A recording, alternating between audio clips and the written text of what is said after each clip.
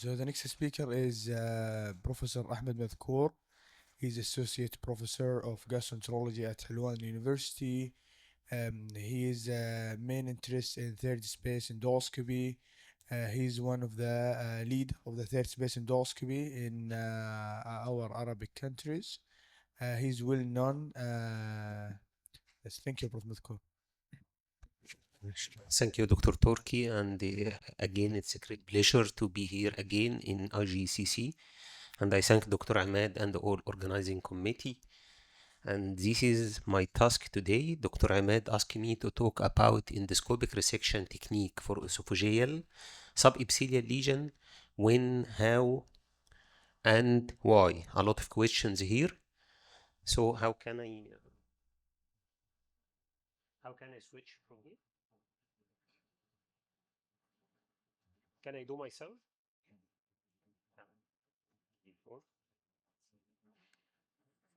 Okay. So we should answer when, how, and why. And I add one more questions is what? What are the subepithelial lesion that we can find in the esophagus? We can find the leiomyomas, which is the most common, the granular cell tumor, which is the second most common subepithelial lesions in the esophagus, and rarely we can see GIST, and then we can find lipoma, duplication cyst, hemangioma, schwannoma, pancreatic cyst, and very, very rare we can see some neuroendocrine tumors. This is the guidelines, European guidelines for management of subepithelial lesion, either in esophagus or stomach in GIT. When we can resect subepithelial lesion in the esophagus, if it's symptomatic, cause dysphagia or bleeding or pain, and all GIST tumor, because it's not a benign lesion, so we have to resect all GIST tumor, whatever the size.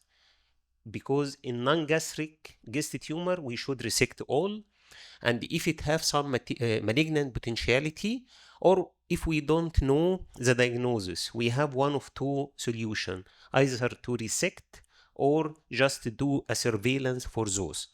How to do a surveillance for those patients when we don't know the etiology? If it's less than 1 centimeter, we follow up every 2 to 3 years. If between 1 to 2 centimeter, we follow up every 1 to 2 years. And if it's more than 2 centimeter, we follow up every 6 to 12 months. And still, we can resect those patients and don't follow up. The second and the third questions, how to resect these lesions. All these lesions are subepithelial, so they are originated from submucosa or from the muscle layer. If they are originated from submucosa, like this case, this is a characteristic for the granular cell tumor. Usually it's yellowish like this, and it's a subepithelial lesion. And here what we do to go for ESD. When the lesion is originated from submucosa, if we wanted to resect it completely and don't leave any residual, it's better to resect with ESD. In this patient, what we do a tunnel before we go for mucosa resection to make sure that the lesion is really originated from the submucosa and it didn't have any muscle attachment.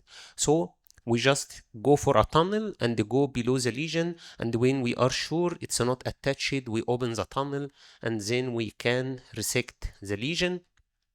And this is still one of the way which make ESD in the esophagus easy. Again, it's a small one, and it's found to be a granular cell tumor. And as we mentioned, granular cell tumor is a rare lesion, but it is the most common second lesions, subepithelial, we can find in the esophagus after leiomyoma. Usually, it's in the lower esophagus in 65% and rarely in the upper esophagus. No standard guidelines for how to deal with these lesions. Some recommend to resect to follow up. So actually, we go for resection for those lesions and don't keep patient on follow up later on. Case 2, if the lesion again from the submucosa, but like this one, Again, this is one of our cases, and it's one of the rare lesions which we can found in the esophagus, which is hemangioma. Still, it's originated from submucosa, and still we can do ESD for those lesions, and this network of vessels not always penetrated from the muscles. It's like a network, and it's easy to separate from the muscle, and then you can resect.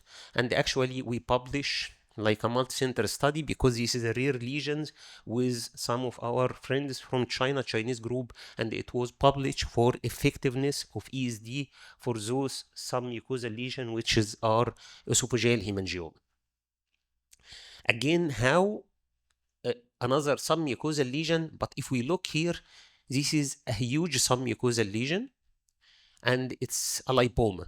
Again, it's originated from the submucosa, but we have some challenges here, because it's in the upper esophagus, anterior wall, and here you don't found a lot of submucosa like the first case of the granular cell tumor. Why we resect this lesion? We resect this lesion because it causes symptoms. So this is a benign symptomatic lesion, so we have to take it out.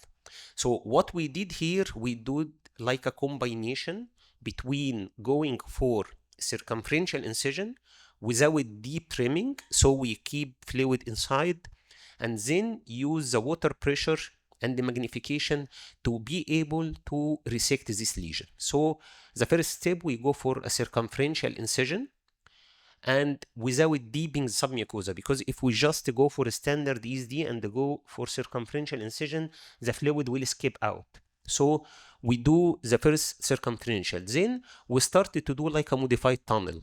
Actually, we do circumferential incision, but we keep submucosa attached to the side. Then we started to tunnel below the lesion. Not a lot of submucosa here, so we combined a water pressure to use a lot of saline like this, and use magnification. If you look here, we use like a dual focus. It's like a magnification, so we can separate the submucosa, and we can see to the right here is the lipomatous tissue. And by adopting this technique, we still can resect those submucosal lesions.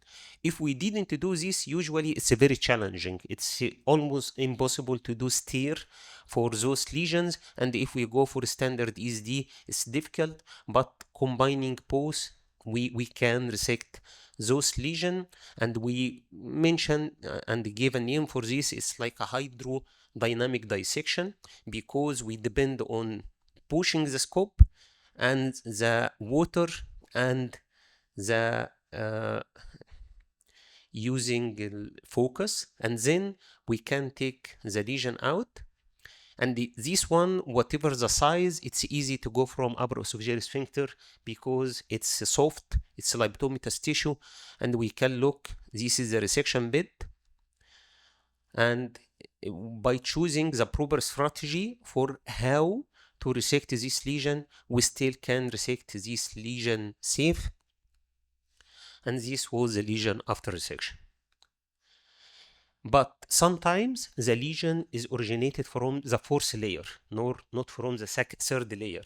If it's originated from the fourth layer and it's a benign lesion, like a leiomyoma, we can go for a stir, and we all know the steps. I don't want to spend the time. But when it's benign, we can resect in piecemeal fashion. So if it's like a leiomyoma and large and cause symptoms, we still can take out in pieces, no problem. But if it's not benign, if it's malignant or potentially malignant, we have to resect in block with intact capsule, like this case. This was my only case of esophageal gest. It's very rare, as we mentioned. Here we need to take it out in one piece. So we do a modification for the mucosal incision. We did inverted T incision, not a longitudinal incision. So we have a wide incision which facilitates extraction with intact capsule. And one tip, when we do stir, we do a very long tunnel after the lesion, so we can take. The second point, how to take it out in block. Here, it's like a longitudinal, try to keep move the shape to, if we try to, it's longitudinal. If we try to take like this, it will not take out. So we make it perpendicular, so we respect the morphology of the lesion, so we can take it out in one piece, as long as it's not leiomyoma and it's a guessed, or we are not sure of the etiology. My last case, this is actually not my case, but this was for a group of Chinese who deal with exophatic lesion. Here, they have a large esophageal lesion, but it's extended to the thorax. It's exophatic, not only endophatic. So they do a combination of endoscopic thoracoscopic surgery.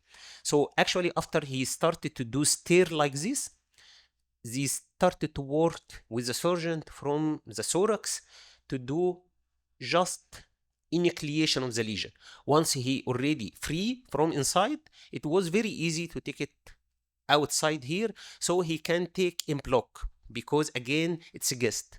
So he shouldn't take in piece. If he couldn't take in block from the oral cavity, he do like endoscopic, thoracoscopic, so they can deal with this lesion. And he was having like a pulmonary nodule here, pleural nodule, they also resect. And this is one of the options we can deal with for exophatic lesion or large lesion that we have to resect in block.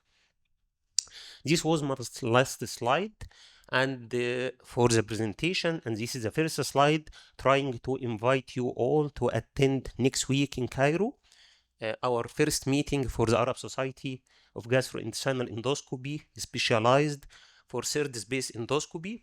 We hope it's like a hub for all interested friends from all Arab countries.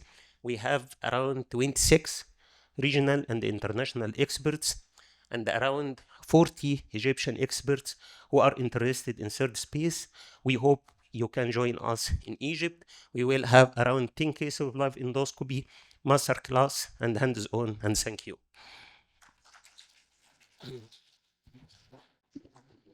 Thank you very much, Dr. Ahmed. Any questions? Dr. Hamad.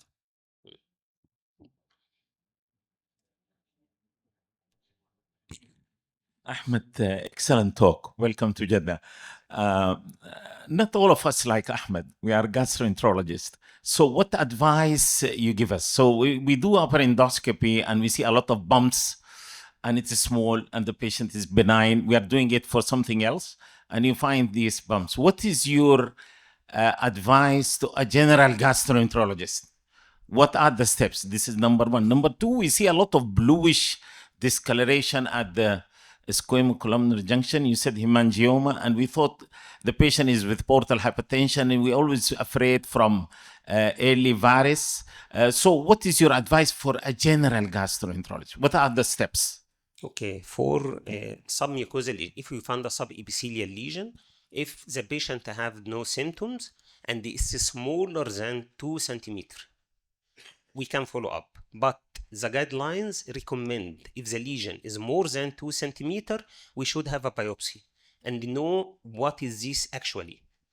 Either through EUS, which is highly recommended to know the layer and the biopsy, or for lesion more than 2 centimeters, we can have like needle incision and the biopsy. But once the EUS is available, we send it to take a biopsy if it's more than 2 centimeters. Okay. For the bluish color here, it was like a hemangioma, so it was in the middle of esophagus and it's bulge. But sometimes we found some ectasia. It's not significant, but what thing which is important for general gastroenterologist to know the downhill varix.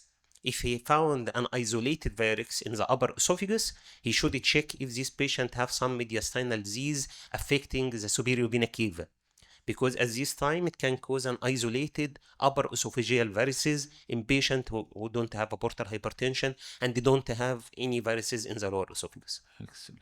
Okay. Okay. Thank you very much. Thank you. Thank you.